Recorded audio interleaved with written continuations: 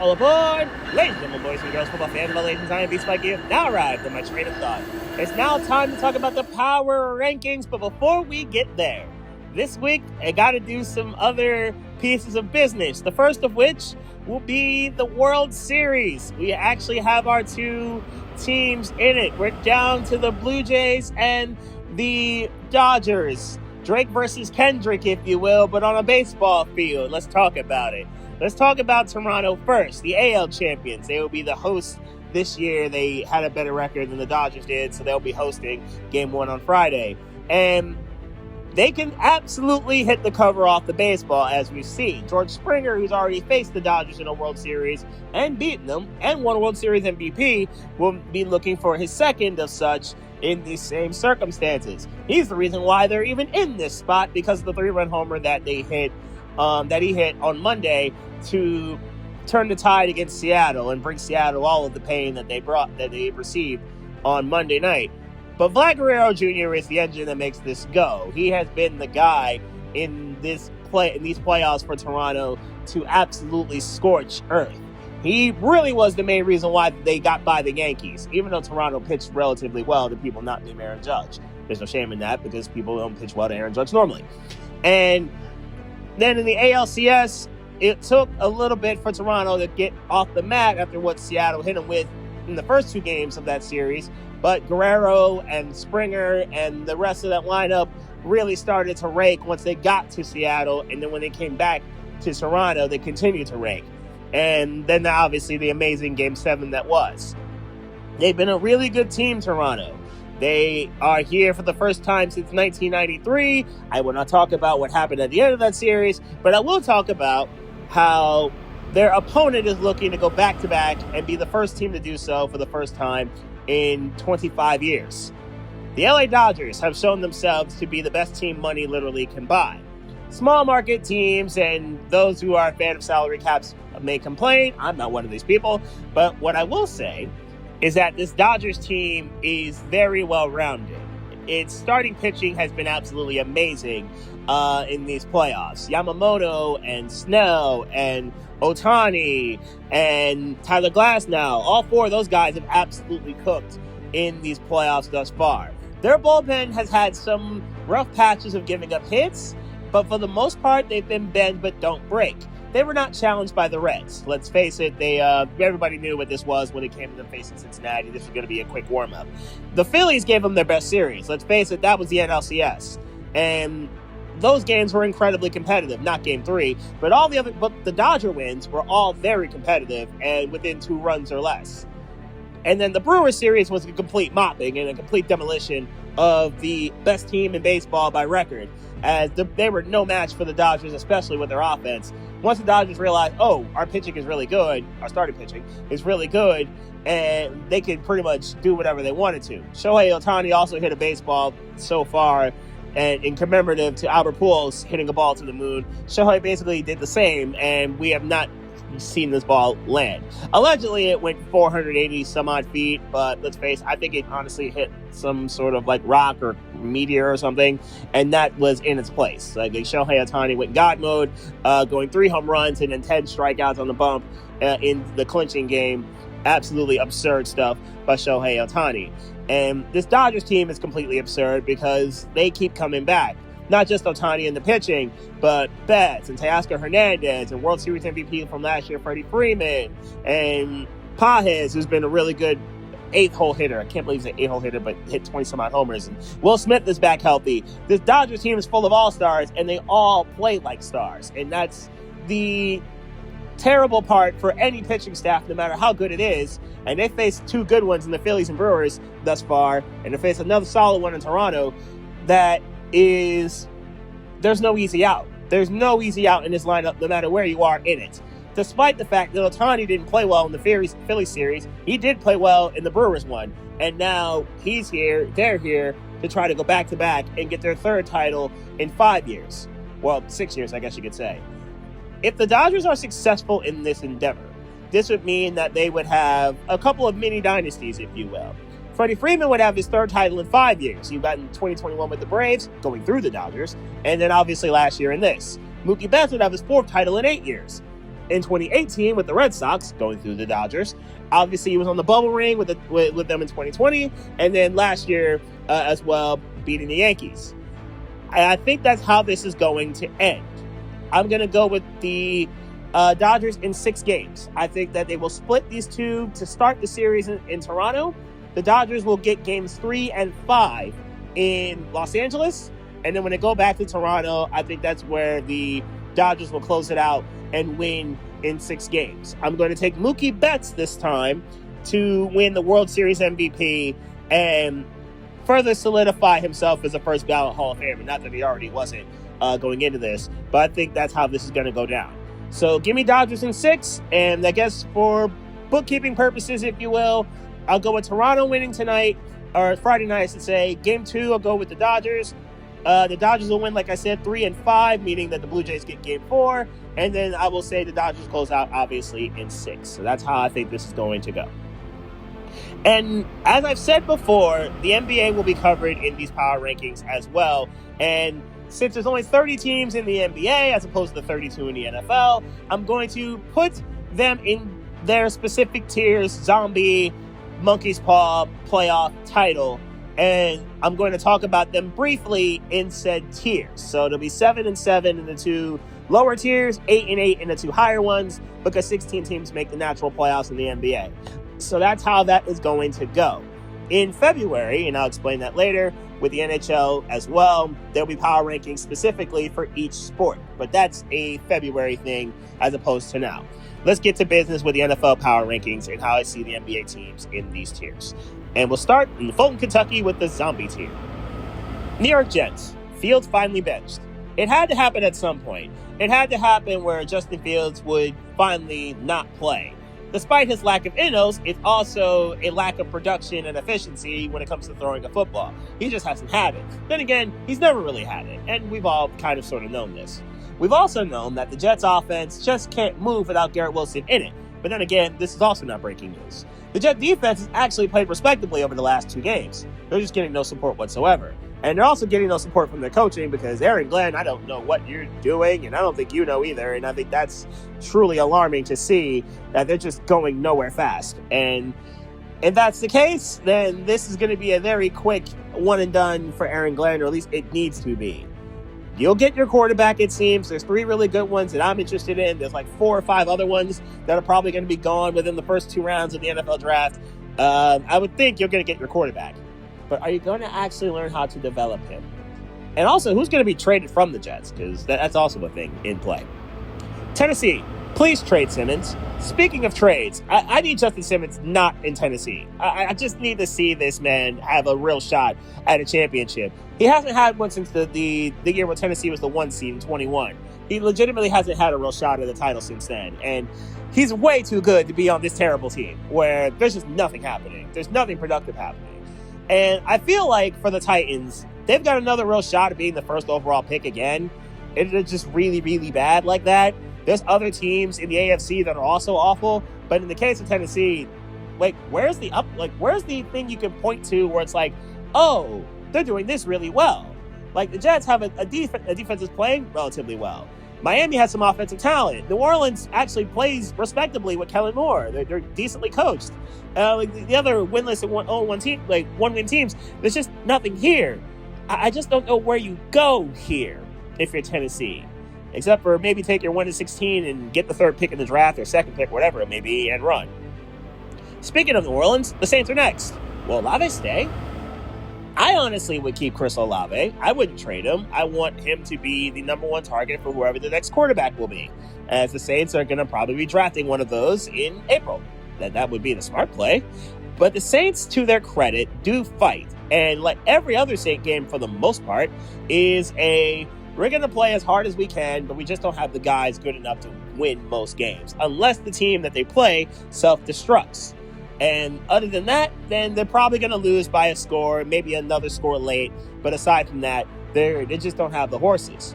They're going to tank with honor, it seems. And it's at least going to be somewhat entertaining because they're going to keep fighting in the games that they're in.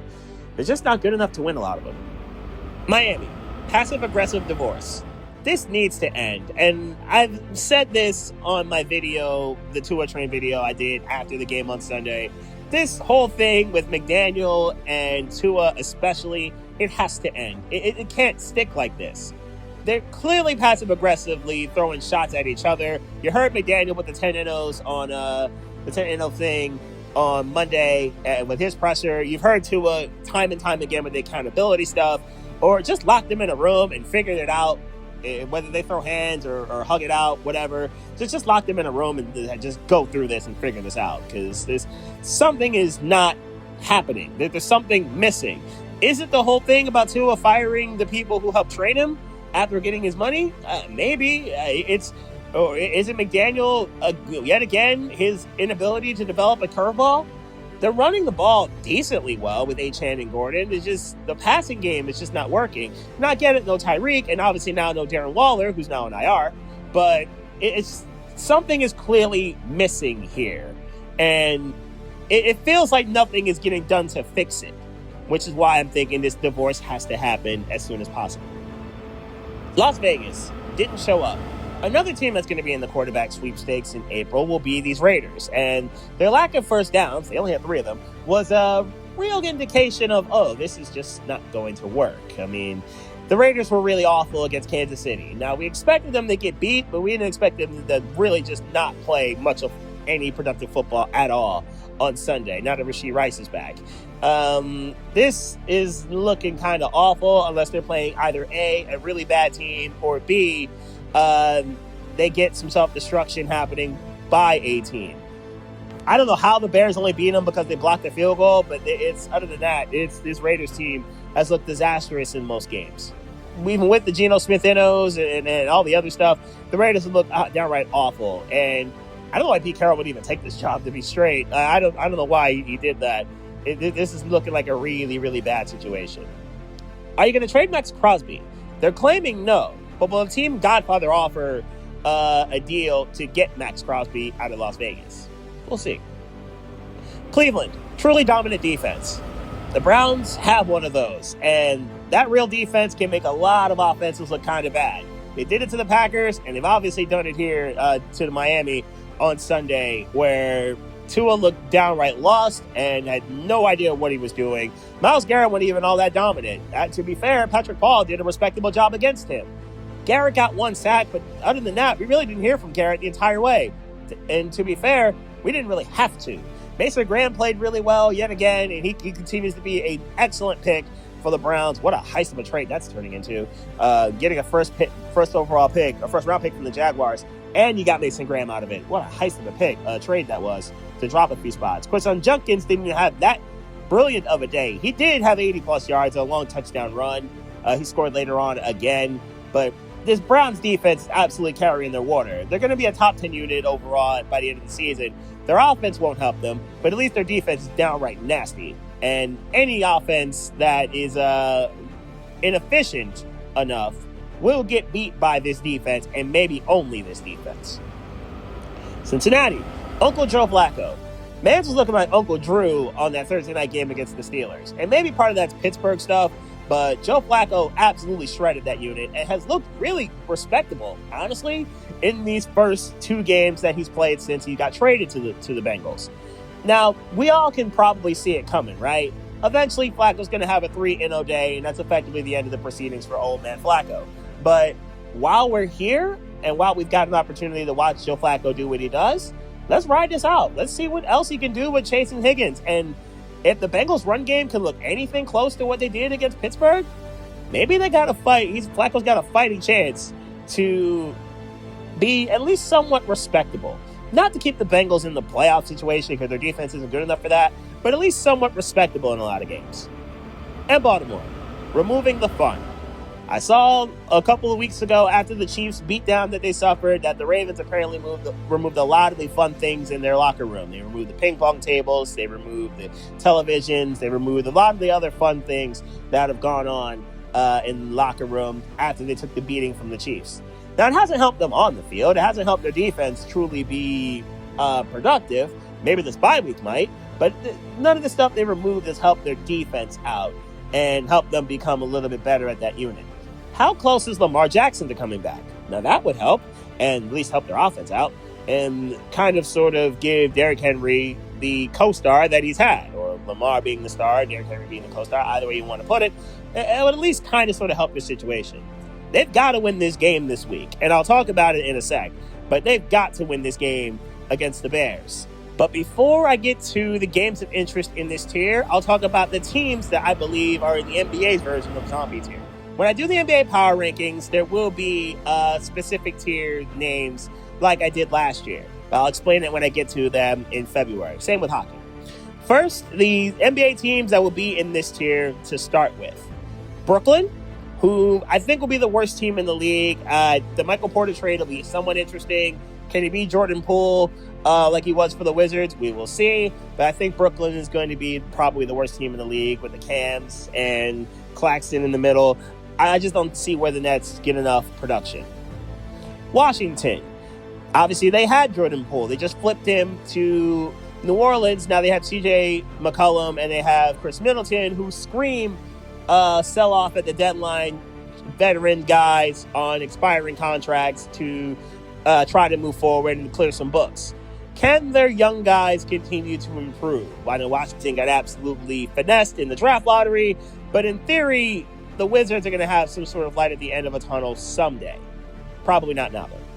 Utah's another team that got finessed in the draft lottery, and Washington fell from 3 to 6. Utah fell from 1 to 4, or 1 to 5, honestly. It was an abject disaster in their part, but Ace Bradley, as talented as he might be, despite the drama he had before the draft, I do wonder if Bradley will turn out to be a steal for them. He played really well in Summer League, and we'll see now that he will probably be their best scoring option, what happens with him. I think they waited too long to trade Markkanen and Kessler, and they seem really, really stubborn to do that. Well, the real question will be, will they get enough to actually flip one of those two guys? Because I think they probably should by now. Charlotte actually did okay in the draft lottery. They only fell to 4, and they got Knuble to stay in North Carolina. I like their 3. Like I said before, I've said this a couple times. I like their 3 of Ball and Miller and Bridges. I think their 3 are solid. They just don't stay healthy. None of them really do. Bridges, I think, played the most of the 3 with like 60 games last year, 60-some-odd games. I like to think that they could, if they stayed healthy, be respectable as a bad team would be. I just don't trust them enough to do that. LaMelo looked like a borderline all-star, but not much else was really around him last season to help the cause. Can Knuble be the wing shooter that they kind of need alongside Miller to help their cause? If so, maybe Charlotte can be somewhat decent. Sacramento, and I kind of feel for the Kings because they kind of had the shot with the Light the Beam team a couple years ago before Steph dropped 50 on them. They should have won that series in 5, by the way. I feel bad for them in a sense of they just don't seem like they have a decent direction now. They're kind of fading back into obscurity. I like DeMontis Sabonis. Don't get it confused. And Levine and DeRozan are at least going to put up points offensively. I want to see Keegan Murray take that next step forward. I thought he would last year. He really didn't. He just got paid now. He just got paid a bunch of money to see if he can take a step forward. I do want to see if Sacramento can avoid this fate of being in this tier. I think that because the West is so stacked, it's going to be hard for me to put them in a higher tier until we see Sacramento take some steps forward. I feel a similar way about Phoenix. And obviously trading Kevin Durant and letting Bradley Beal go, even though that was a good idea, is going to make their scoring a lot weaker. And you're basically retooling around Devin Booker, which you should. Cool.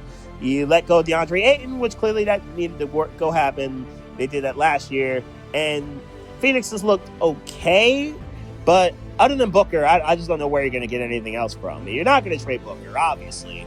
But what else are you going to do with the rest of your roster? This feels like one of those gap years type years for Phoenix, where you try to do stuff with Booker, and then if nothing else happens, okay, fine. Get a high draft pick if you can, and try to keep things moving. But I know you don't have a good amount of your picks because of the Durant trade when you acquired him, so it kind of hurts.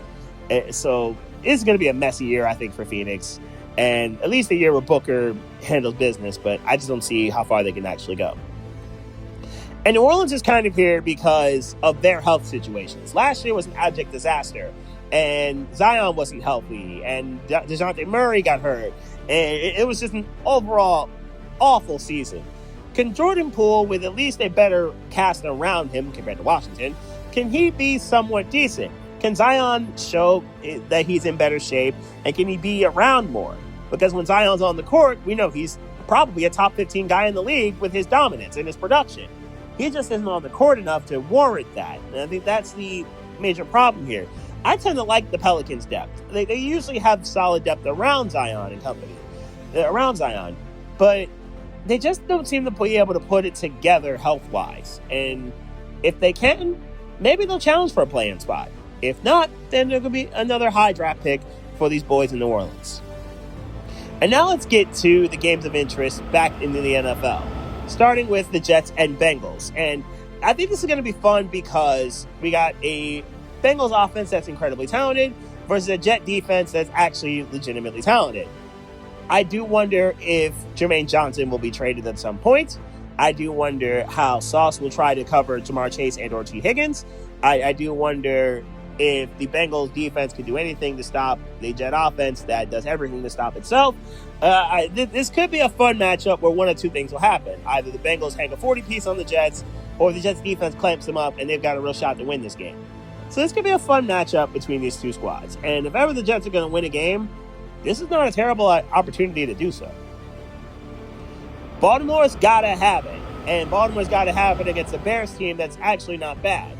A Bears team that's played some respectable defense thus far. And I think this is going to be a really good challenge for Lamar if he is able to play. If not, I'm very concerned for how Snoop Huntley and or Cooper Rush, even with 2 weeks to prepare for Chicago, will be able to deal. Speaking of the Bears, Baltimore's defense, have you gotten better in the last 2 weeks? Because I need to see it. And against DeAndre Swift, who has played really well, the Bears are top 10 in running the football. I kind of need to see if the Baltimore defense can improve. Who covers DJ Moore? Who's healthy enough to cover DJ Moore? I kind of want to see how that goes as well. Big game for the Ravens because they don't have too many windows left to try to solve and save their season. We're going to go to Birmingham, Alabama for the Monkey's Paw Tier. Arizona, Byung-Hyun Kim. Now, some of you may be too young to realize or understand who that name is, but Byung-Hyun Kim was the closer for the 2001 Arizona Diamondbacks. Yes, the Diamondbacks won the World Series that year, but this isn't why I mentioned him. I mentioned him because in that series against the Yankees, he was basically batting practice. His ERA was in the double digits, and he himself blew a couple of saves in that series at Yankee Stadium. It was not a pretty sight if you're a Diamondbacks fan. Yes, they eventually won the series in 7, but a lot of that was because Kurt Schilling and Randy Johnson went God mode. Okay, that happens. And Luis Gonzalez obviously had the game-winning hit at the end. They somehow broke through Mariano Rivera to end that dynasty. But that's effectively how they won that series. And had Byung-Hyun Kim maybe pitched in that ninth inning in Game 7, maybe they don't win that title. Arizona, he did win another championship with Boston later on in his career, but he was on that roster anyway. But his signature moments was that he could not close games. And that's effectively where the Cardinals are. They can't close games. They've lost now 5 straight, where in every instance, it's been a close game loss. And all the losses are within 1 score. This one's by 4 points. They had to lead late and just couldn't close it. And that's been Arizona's lot in life this season.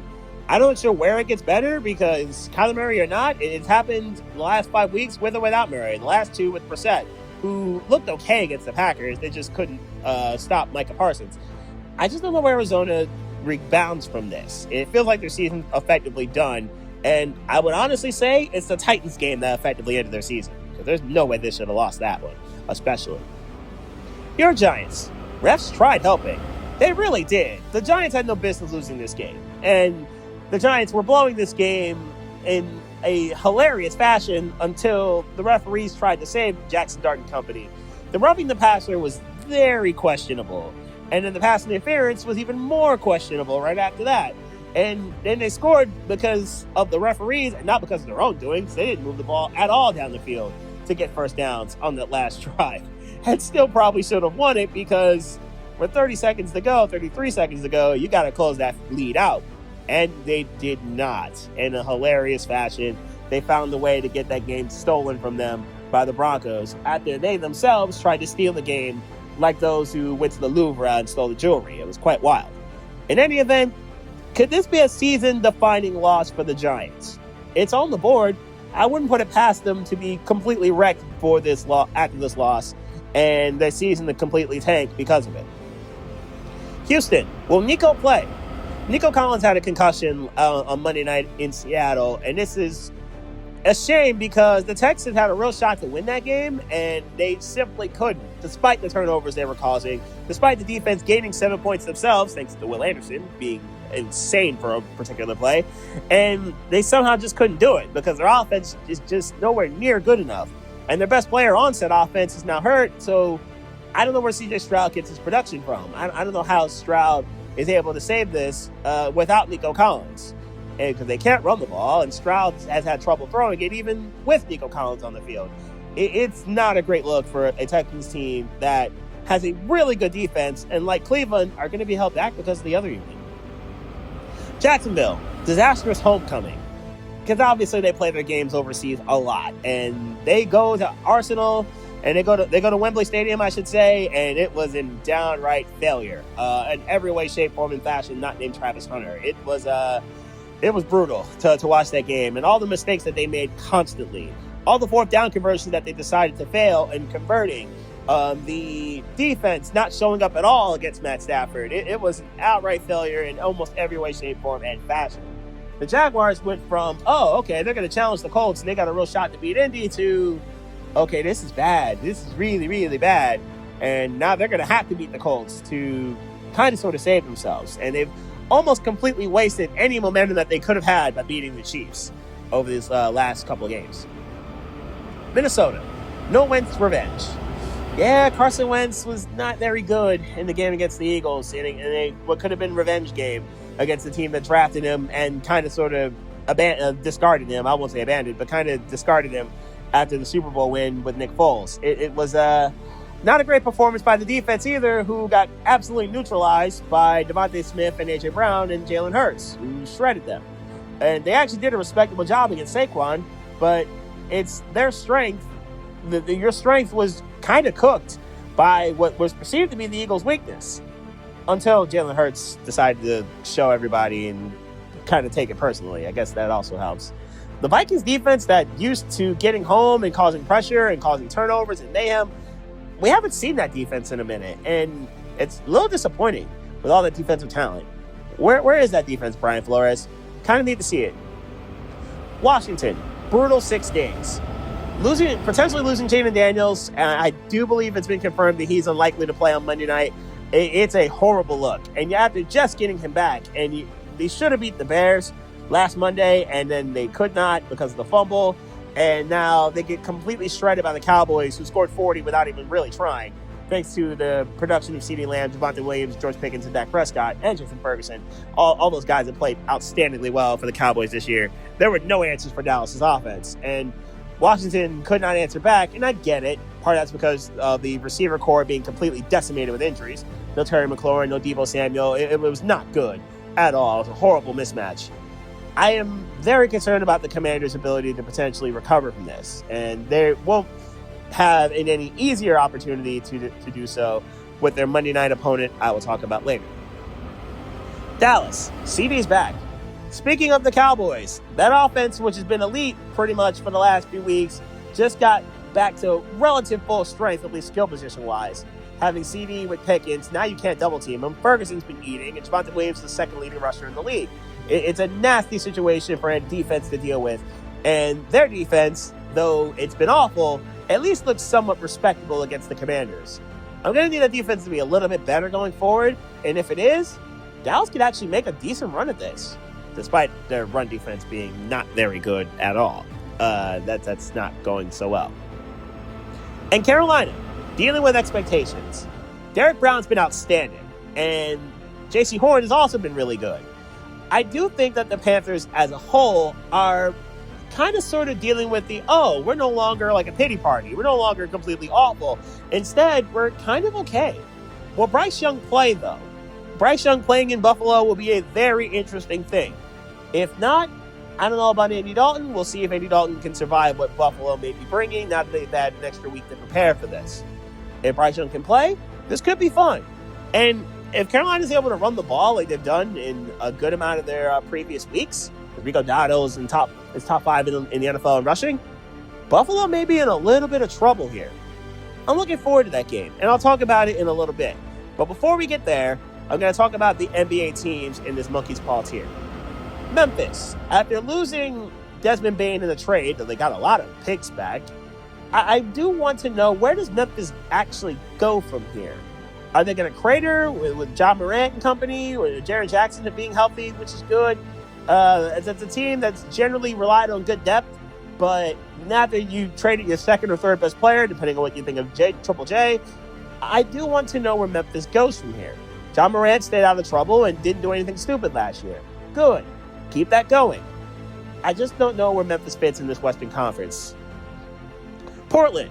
I believe the Blazers can make a playoff run, or at the very least, a play-in run. They look like they were on their way towards the end of last season and just ran out of time. But I like where the Blazers are going. Klingon played relatively well. Scoot Henderson, I do need to see some improvement there. They got Avdija from the Wizards. I think that's going to help their cause. I like where Portland could be. But that's a team that's been built off potential over the last few years. I just need to see you cash in. Where are you, Portland? Are you going to make the play-in, or are you still just a star away from doing such a thing? Also, getting Jrue Holiday back, I think, is going to help stabilize and bring the leadership that team desperately needs, because they got a lot of kids on that team. Now, Milwaukee is an interesting case. A mix of old and Giannis having to be God mode almost every night.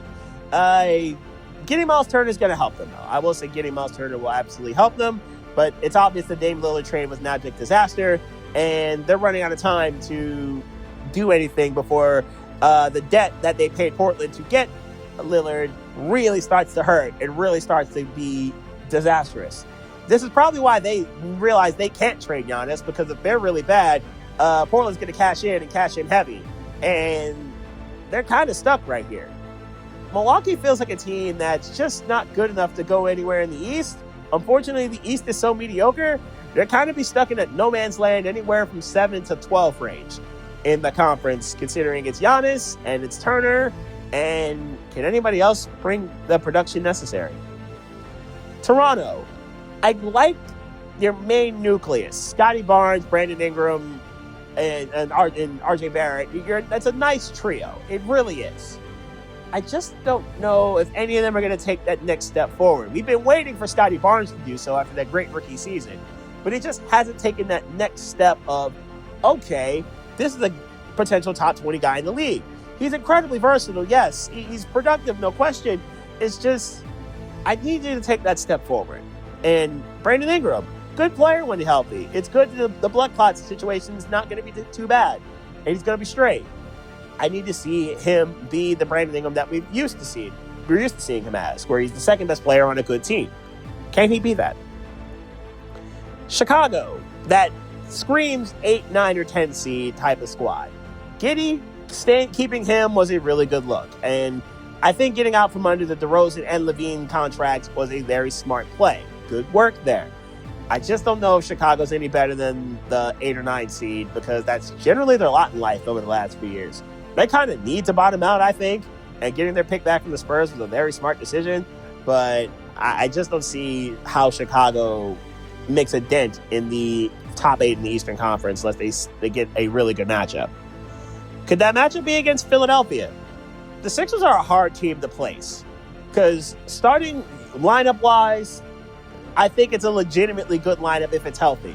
Embiid and Maxey and Paul George, if he's not a corpse, and VJ Edgecombe and McLean, even though McLean's going to be out for a little bit of time, they could be something if they're healthy. The problem is, I don't trust any of the health of the veterans, and I'm going to take McLean out of it despite his injury. I don't trust any of the help of the 3 veterans that you really need the help from. We didn't see it last year. Embiid's season might as well have been a gap year, because he didn't really look on it great to start with and missed most of the year. Paul George was a no-show for a lot of the year, even on the court. And then Maxey, as good as he is just not an A1 guy. He's a good second guy. He's just not an A1 guy yet. Are you healthy enough to do something? And is Edgecombe going to be able to live up to the third overall pick level status that he was given? We will see. And then there's Miami, who, after the Jimmy Butler divorce, and holy crap, did they lose that, I wonder about the Heat and their potential and abilities to make some sort of dent in the East. Tyler Hero's a good player. High-volume shooter, yes, but a good player. Bam Adebayo, good player. I just feel like that the Heat are trying so hard to put square pegs in the round holes, and Adebayo is probably a top 25 guy in the league. I just don't think Miami's got anywhere close to enough to make a dent in the Eastern Conference. I think that's where the Heat kind of are. They just seem kind of mediocre, and a team that needs to reset and refuses to. Pat Riley is stubborn, I guess. Gotta talk about the games of interest in this tier. Let's talk about the Panthers and Bills. Another kind of showcase game for Carolina, in a case of what are you going to show yourself to be, as you now have some sort of expectations. You're actually a game out in the NFC South, but now you have a daunting task of facing a Bills team coming off a bye, and Bryce Young isn't at 100%. I do wonder if they're able to withstand what Buffalo may bring. J.C. Horn, who will he cover? Will it be Shakir? Will it be Coleman? I do want to see how that works with there. And to me, the biggest key is going to be the run game. Derek Brown and company have done very well against the run. Can he continue to play at an all-pro level? Because he has been spectacular this season. I also want to see if Buffalo can stop Chuba Hubbard and or Rico Dowdle. What happens there? A monster game for both these teams as they are second in their respective divisions. Can either break through and take care of business in Buffalo? Commanders and Chiefs, and this game probably should be played in Washington, but somehow it's played in Kansas City. Monday night game, and it's a shame that Jaden Daniels will probably not be playing in it, because him versus Mahomes would be a really fun matchup. It made life so much easier for Kansas City to not have to deal with him, and now it's going to be a very interesting matchup for this reason. How healthy will Washington be? Daniels is probably a no-go, and I wonder how healthy will their receivers be. Will Debo be around? Will McLaren be around? I need to see this as a monster game for both these teams. Washington pull off would be a monumental upset. And now let's get to the Wilmington, Kentucky playoff tier. Chicago did as expected. The Bears took care of their business against the Saints. I think we all kind of expected them to win comfortably and not really be challenged. DeAndre Swift continues to play well. We didn't see that Caleb Williams breakout game, but we didn't need to. The Bears defense did enough as well to limit Spencer Rattler and the Saints' company. The Bears aren't going to have it so easy in a lot of their games. I talked about their Ravens game later on this week, and I think the question will be this: can they keep up? We'll see. Pittsburgh, overpaid defense. You can't be the most overpriced defense in the NFL and look as bad as you did against a Bengals team with old man Flacco toting the rock. It was not a good mix. Where T.J. Watt was a no-show until the fourth quarter where he got a sack. It was just, and Jalen Ramsey was a no-show at all. He got absolutely shredded. Joey Porter Jr. didn't look great, and Darius Slay was in and out of the game with injuries. None of it was good. And they had no answers for Chase Brown. It was not good in any way, shape, form, and fashion. They're going to be on prime time again. I will absolutely talk about it in a moment. But this was not a good performance. And it's a shame because Aaron Rodgers played really well. The question will be, can Pittsburgh's defense do something decent against Aaron Rodgers' old team? Well, one of his old teams anyway. LA Chargers didn't look good. Just when it felt like the Chargers were going to turn some sort of a corner, they hit a brick wall known as the Indianapolis Colts. And they looked awful as they played said Colts. It was a disastrous performance in questionable uniforms. This ain't about the jerseys, though. This is about how the Chargers had no answers for a completely good Colts team who doesn't seem to have too many weaknesses, and how the Chargers had no chance to really neutralize anything Indianapolis was doing. This game felt over in the third quarter, and it felt kind of sort of a meh fourth quarter, to be honest. Can the Chargers bounce back tomorrow night, though? You'll need to. Buffalo, well-timed bye. For the Bills, it's a matter of, okay, have you learned how to stop the run? Because any team that can run it physically down your throat will run it physically down your throat. We've seen it with Atlanta. We've seen it with Baltimore. We've seen it to some degrees with Miami and then New England to a lesser extent. Like, we've seen any team that's got a decent enough offensive line that can run block can run the ball down Buffalo's throats. And a Bills team that has not really played a clean game since week 2, to be straight, whether they've looked inefficient at times, where they haven't looked like the Bills team that we expected to run away and hide with the AFC East. They have not looked that far, anywhere close to that, to be frank. Can Buffalo get back to that somewhat? We know they got a showdown with New England at some point later on, but can they get close to that level that we expected the Bills to be? One of those teams I just mentioned, Atlanta. Deflating performance. That was a relatively brutal game against the Niners, and it was their offensive line that really suffered because of it. They couldn't handle the speed rush of Bryce Huff, which was wild. Their right tackle had no answers for Huff. And the Niners did a great job against Bijan Robinson and Tyler Algier. And everything else kind of fit into place once they were able to stop Atlanta's run game, which has been really good thus far this year. I think that's probably the recipe for success here. Their pass defense is excellent. Don't get it confused, but even that had some issues against the Niners. And CMC basically handled the rest. There's your formula, if you will, to beat this Falcons team. Have a decent pass rush, and if you have a good enough running back that can handle his, they'll handle theirs. Atlanta may be in a little bit of trouble in those instances. Speaking of the Niners, they're next. Actually getting healthy, which is saying something because the Niners and health just do not exist. They are oil and water. They don't mix. It is not a great thing. But San Francisco actually got somewhat healthy. You got Juwan Jennings back. You got George Kittle back. And they made a difference. And then CMC handled the rest effectively. Like I mentioned, the pass rush did relatively well. There will be a time when the Niners might actually be even more healthy than this. And at which point, y'all should look out because they're 5-2 even with questionable health. Good work, San Francisco. Keep it going. New England. Drake May breakout. Drake May had a spectacular game. Now, I get it, it's against the Titans. That's like a third of an NFL roster. But I get it. Still, Drake May cooked, and he absolutely cooked with pretty much his entire cast of characters. Hunter Henry, and obviously Diggs had a decent game. Like it was also a very good performance by New England. Their defense did what they were supposed to do, which is they see Cam Ward, they clamp up Cam Ward. That's the end of Cam Ward's day and production. This was a relatively easy win for the Patriots. I didn't think they'd be at this stage until probably next year. But they're well coached, and Drake May is playing really well on his breakout season. And it has been a tremendous run thus far, and New England's not done yet. They could absolutely make some hay and win the AFC East, which is not a sentence I thought I'd say. Philadelphia, Hurts throwing dimes, which he did on Sunday, and they took away, Minnesota did, Saquon Barkley and said, all right, Jalen Hurts, I dare you to beat us with your arm. And he did. And because the Vikings decided to go with the zero blitzes and not go cover too high, Devontae Smith and AJ Brown then beat him over the top with deep passes for touchdowns. The pick six also helps. Carson Wentz throwing it right to the Eagles linebacker. And now you got Brandon Graham back because your pass rush still sucks. Let's face it, it's fifth worst in the NFL in terms of getting sacks. Brandon Graham has been their best pass rusher for a lot of the last few years. There was a time where Hassan Reddick was, but Brandon Graham has been your most consistent over the last few years. And now that he's back, and I'm sure in a couple weeks he'll be ready to go, I'd like to think that he may actually be that once again. Nolan Smith, we need your help, and Nolan Smith, they need your help immediately to help out Brandon Graham. Now to the NBA teams in this tier.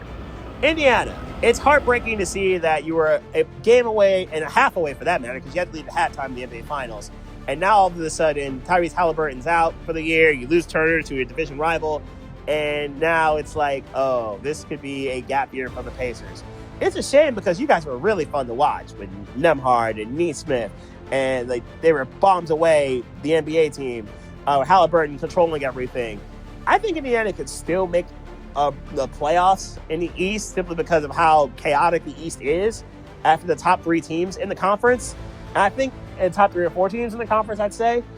I think they could still make it, but their shooting has to be really, really good for them to do so. And Ben Mathurin has to be healthy for that too. Mathurin is going to have to step up immediately instead of Halliburton. Everyone does, for that matter.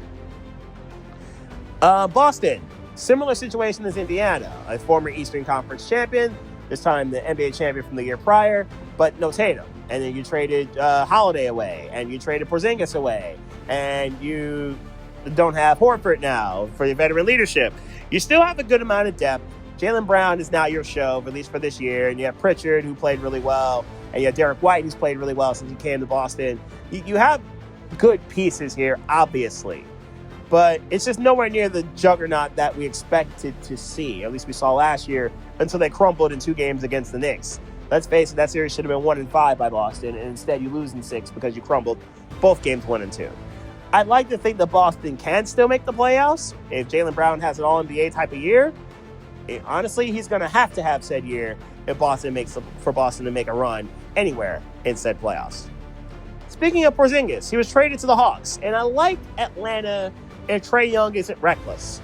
This is, I think, the biggest key here. They've got decent depth. Klingon's a good player, and they've got solid depth overall. The Hawks do, as long as Trae Young is efficient.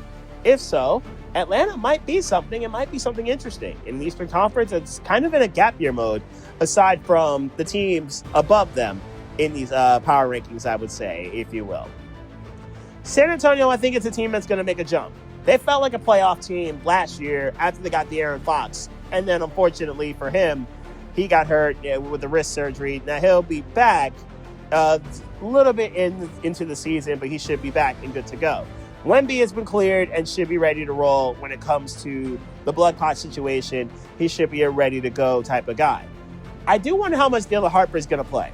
After we've seen Stephen Castle have a really good rookie season, and you got Devin Vassell. So they were really stacked with guards.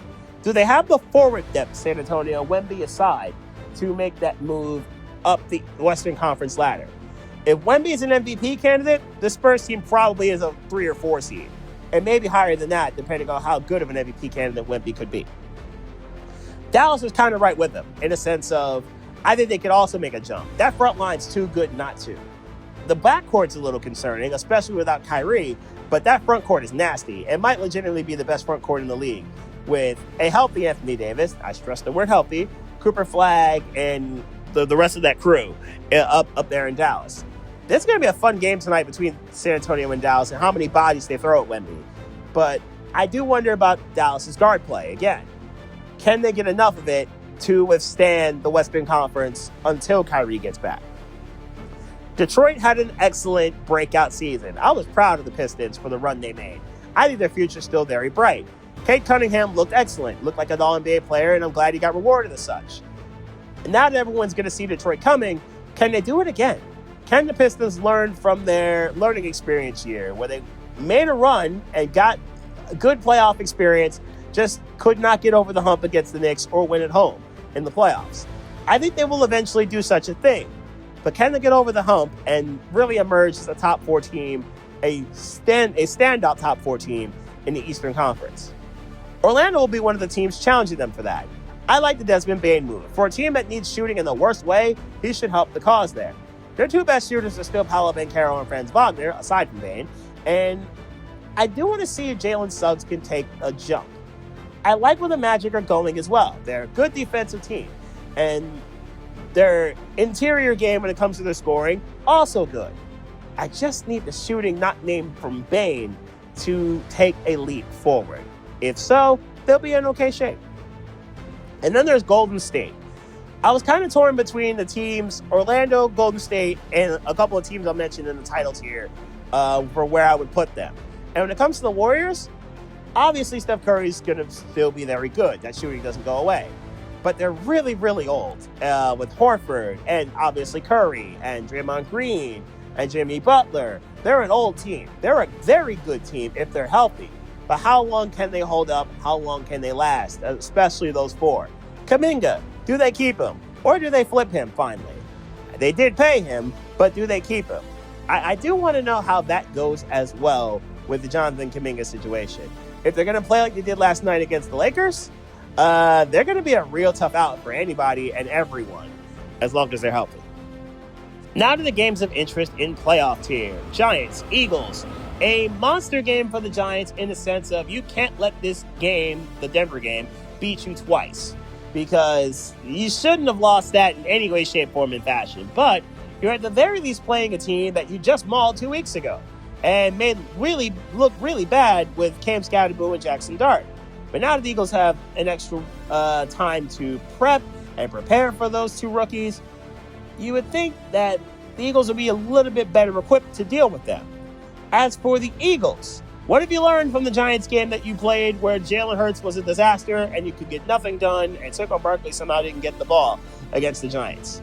Can the Giants' defensive line do what it tends to do, which is cause havoc and really get home against Jalen Hurts and company? Brian Burns has been spectacular. Abdul Carter's been a very good rookie. Kayvon Thibodeaux's been a good third piece to this. And Dexter Lawrence in the middle have handled his. Can they continue to do so? A monster game in Lincoln Financial Field this Sunday. And tomorrow night, Chargers, Vikings, big game here. Quentin Johnston versus Jordan Addison, if you will, where the Vikings were able to swipe Addison right after the Chargers chose Johnston. Will Johnston be healthy to play, though? We kind of need to see that. Otherwise, the other thing I need to see is simple. How do the Chargers deal with the Vikings' pass rush and the Vikings' ability to blitz and cause havoc if teams aren't quick enough to have a quick game or quick screens, things of that nature to neutralize the pressure? If Herbert's not quick enough to get there, this could be a Denver situation where they just get home and get home repeatedly. And what happens with the Chargers when Minnesota has the football? Carson Wentz did not play well, as I mentioned before. He didn't play well the last time he was on the field on Sunday. Now that it's such a quick turnaround, will Carson Wentz learn from these mistakes? And can they get the ball to Jefferson, Addison, or Hawkinson, or Thielen for that matter? Monster game between these two teams who need to keep up in their respective divisions. And now let's get to the New York City title tier. Not much change here, but let's talk about it. Tampa Bay, 2 losses. Yes, Baker Mayfield looked off on Monday. It did not look good in the very least. The Lions secondary came to play and played spectacularly well. They did. And the Tampa Bay offensive line could not withstand the pass rush that Detroit was bringing. They were really good overall. And that was really the beginning of the end of it. Rachaad White played relatively well. It just wasn't happening. It just was not going well for the run game that Tampa Bay brought. And then you lose Mike Evans on top of that, even just after getting him back. It's a devastating way for this game to end and for his season to end. And if this is it for Mike Evans, we'll see you in Canton in 5 years. You've left it in good hands with Emeka Egbuka. It's just a shame that this went down this way. It's just a real shame. Kansas City, Rice returns, and he returned with a bang. And that was a tremendous performance to get 2 tugs in his first game back, as they basically mopped the Raiders up with relative ease. Pacheco played well, and Mahomes continues to play well. He's entering the chat for MVP consideration, as Baker's already there, as I've mentioned previously.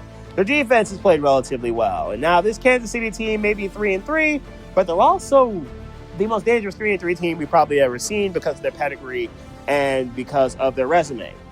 The Chiefs aren't going away, and that's going to be the scariest thing for anybody to deal with over the last 2+ months of the NFL season. Seattle, JSN for OPY. It's on the board. He's in rarefied air with the yards that he's accumulated over the first 7 games. There's only 2 other guys who have gotten more receiving yards in this time period. He's been that good. JSN's been spectacular in every way, shape, form, and fashion, and he might have had his magnum opus against an elite Texan secondary on Monday night. He's been that great. Sam Darnold's played well when he's not turning over the football, because they did do that a lot on Monday. And the defense has been relatively solid, which is good to see. Can Seattle keep this up? And how will teams cover JSN going forward? Because he's played tremendous ball in pretty much every way, shape, form, and fashion.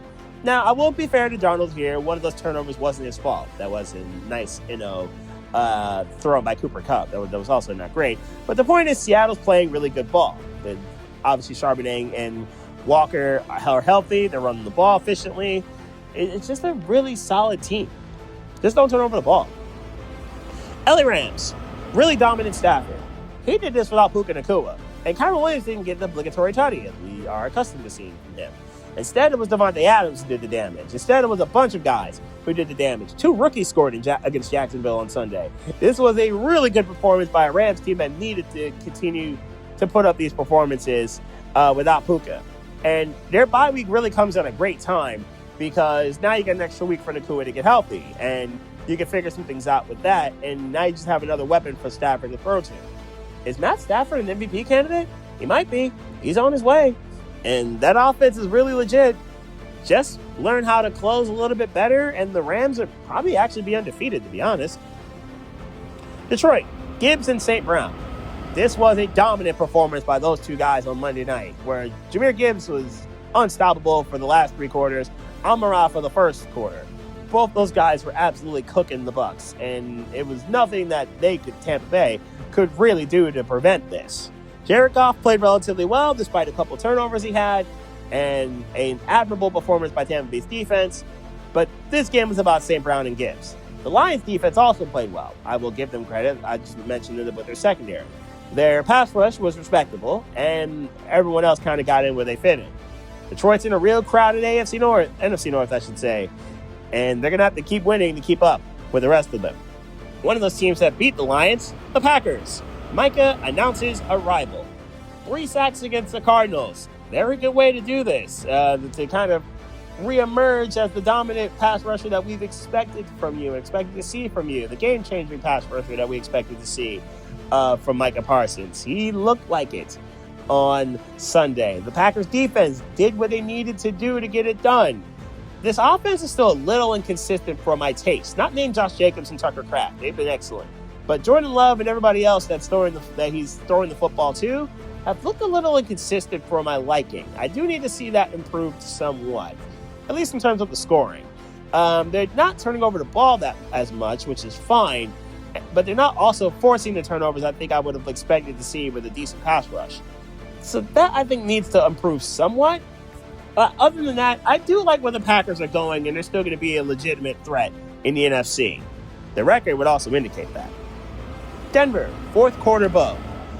I don't know what that was, what kind of smelling salts the Broncos took before the start of the fourth quarter, but that was absolutely insane what they did to beat the Giants, and also the refs, because they also had to beat the refs for a drive.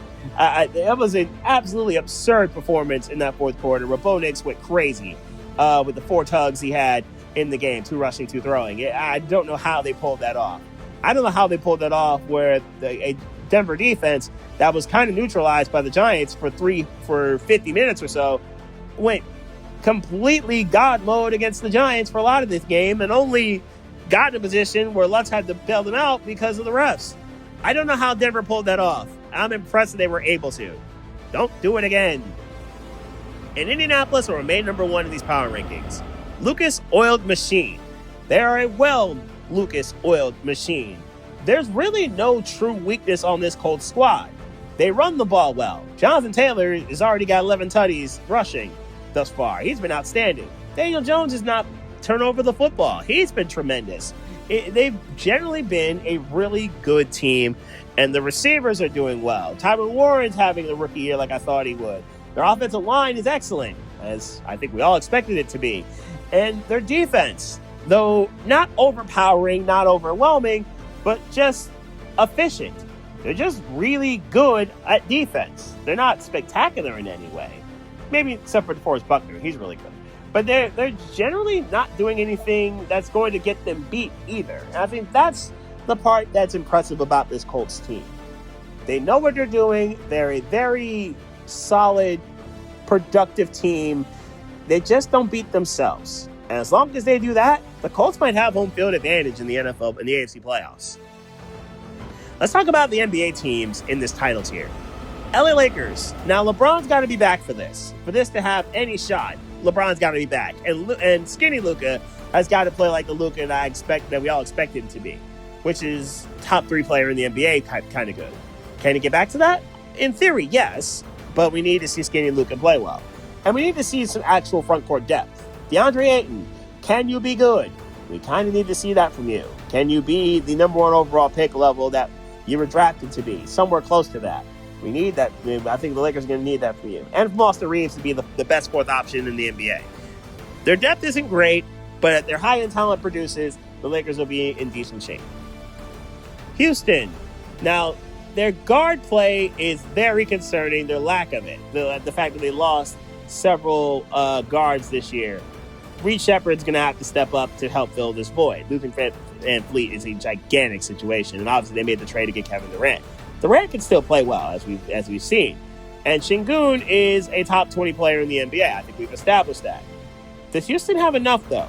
Can they learn from the learning experience year that was dealing with their boogeyman in Golden State? Can they learn enough to be more consistent and have that kind of closer of a shooter? That's what Durant was brought in for, right? To be that kind of closer guy, the guy you can give the ball to in the last 3 minutes of a game and say, KD, you got this, we'll get out your way. Can they do that enough of that to get to those stretches where they could go win a game? They didn't last night against the Thunder, but no shame in that. The Thunder are going to do that to a lot of teams. Even though Kevin Durant did call an illegal timeout. We all saw it. LA Clippers. Good depth, but very old. A very old team. And you got Kawhi Leonard with his whole situation. James Harden's getting older. And they're a relatively old team. They played really well once they kind of got their act together, especially in the second half of the season. They just ran into playoff Harden, which is not good when playoff Harden's on your team. I think they have to deal with the right matchup. Denver was not a good matchup for them when they needed it most. In theory, a healthy Kawhi Leonard, James Harden and company would be back. The real question will be how much time do they have left before Father Time comes for them. That's something that we will need to see play out. Let's see. New York Knicks. Could this be the year finally to get to the NBA Finals? I'm going to pick the MVP. I'm going to say it's Jalen Brunson. I think Brunson will win MVP and all but kind of carry them to the finals in a way. They've got a good amount of shooting. I do wonder about the defense now that Tom Thibodeau's no longer their coach. Will their defense remain as great as it normally is? They just ran into a horrible matchup against the Pacers where Indiana could just run and gun and shoot, and the Knicks just couldn't keep up. As great as Brunson was in that series, he just didn't have anywhere near enough help. That means you, Karl Anthony Towns, you're going to have to step up and step up quickly for this Knicks team to take the jump that a lot of people would think. But my regular season MVP pick is going to be Jalen Brunson. I think Brunson will absolutely have another monster year, and I think he will continue to produce in said year. Minnesota, the bridesmaid of the Western Conference. They have not been the bride because for the last 2 years they've been conference finalists, and they've been shown the door in a gentleman's sweep very hilariously by teams that were just simply better. In Denver, and obviously last year, not Denver, in Dallas, and then last year, Oklahoma City. Can Minnesota finally break through? They kept a lot of their core with Randall and obviously Anthony Edwards being the leader of this, and Gobert on defense, and then Naz Reid and company. Can they continue to finally make that jump and be the bride as opposed to the bridesmaid? Minnesota, is the Western Conference Final your ceiling? Or do you take a step back, or maybe even one forward? To do so, you might have to deal with Denver in the playoffs again. The Nuggets actually have rounded out depth after the trades they made with the Nets. Obviously traded away Michael Porter, and they got Brown back, and obviously Braun was really good for them. Jokic is still the best player in the league.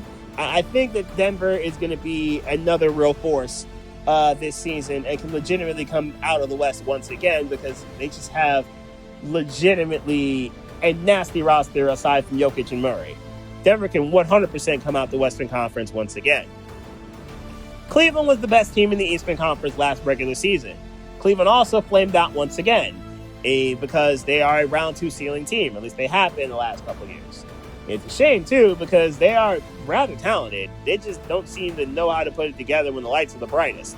They even admitted themselves a couple of years ago the lights were too bright. Last year, the lights still apparently seemed to be too bright because Indiana ran circles around them. It was kind of wild to see that. I don't know how they lost game 2. Then again, Indiana had like magic pixie dust or something for a lot of the finals run they had.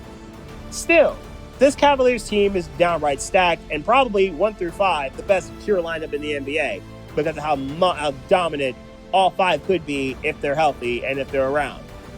What does Cleveland do now? Is Cleveland still, in theory, I think they're the best team in the East, but even upon getting to the postseason, are they able to finally put it together? And the real question is, can anybody beat a healthy Oklahoma City team? SGA was outstanding last year. Jalen Williams was tremendous. Chet Holmgren was a very good third piece, and he is their third best player. Let's keep it a buck. Lou Dort handled business. The Thunder overall as a team, a great mix of shooting, a great mix of scoring. They can play really good defense. They can clamp you up real smooth if they have to. aren't a lot of holes in this Thunder team, and we actively saw that they were one of the youngest teams in NBA history to win the chip. So we can't even say age is a weakness here. Can anybody beat a Thunder team that has shown that they don't have too many weaknesses? They were able to figure it out as they went along, as these kids finally won their chip and delivered the goods to Oklahoma City and that raucous fan base. They're also getting a new arena soon, which I saw the renderings. Super dope. Good job, Oklahoma City. Let's get to the title tier games before we get out of here. Sunday Night Football, Packers, Steelers. Aaron Rodgers has the opportunity to become just the fifth to beat all 32 teams in a game. The other four, Peyton Manning, Tom Brady, Drew Brees, and Brett Favre, his former teacher, mentor, if you will. That is, if he beats his first team in Green Bay, as he has a home game. Now, what's interesting to me here is simple. Cincinnati just carved up the Steelers' defense. Can Jordan Love do the same? It's something that I will need to see from them. The Packers have a good enough offensive line to help neutralize the Steelers' defensive line and pass rush. Can TJ Watt and company cause any sort of havoc against Love, who, when he's not turning over the football, is generally good? Meanwhile, the other side of this, Micah Parsons and the Green Bay pass rush versus Pittsburgh's offensive line. That's going to be something I need to see. In theory, the Steelers' offensive line has had their problems against good pass rushes, but can they hold back Rodgers? Can they keep Rodgers at bay and keep Parsons away from the future Hall of Famer into being Aaron Rodgers? And what about DK Metcalf versus the Packers secondary? Something else I would need to see. How would DK get covered by the Packers, as he's been excellent? And the tight ends for Pittsburgh have also played relatively well, especially Johnny and Frymuth. How does Green Bay cover them? A really good game on Sunday Night Football. But your main event, staying in the clickbait crew stuff, is Cowboys-Broncos, a matchup of a really good offense and a really good defense. CeeDee Lamb obviously being back, in theory, he's going to be the one that gets PS2 treatment. Or Riley Moss, and maybe they'll get Pickens on him and Riley Moss cover him.